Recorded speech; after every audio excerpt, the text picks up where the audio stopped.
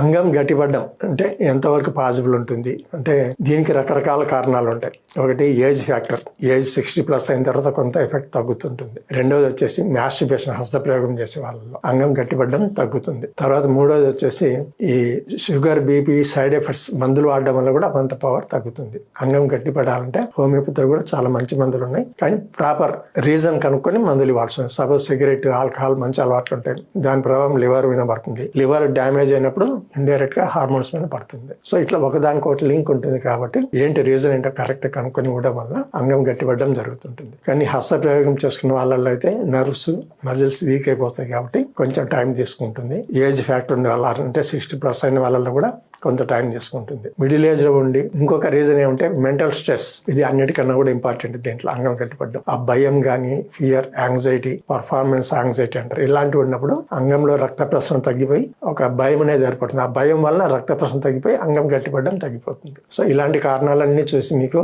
మంచి అనుభవం డాక్టర్ అయితే ట్రీట్మెంట్ ఇవ్వడం జరుగుతుంది. హోమియోలో కూడా ఎక్సలెంట్ మందులు ఉన్నాయి. ఎవరైనా ఈ ప్రాబ్లమ్స్ సఫర్ అవుతుంటే మీరు డైరెక్ట్ గా అపాయింట్మెంట్ తీసుకుని డాక్టర్ని సంప్రదించండి. హోమియోపతిలో మీకు డైట్, ఎక్సర్సైజ్, మెడిసిన్స్ ఇవ్వడం వల్ల రిజల్ట్ అనేది మంచి రిజల్ట్ తీసుకురావడం జరుగుతుంది.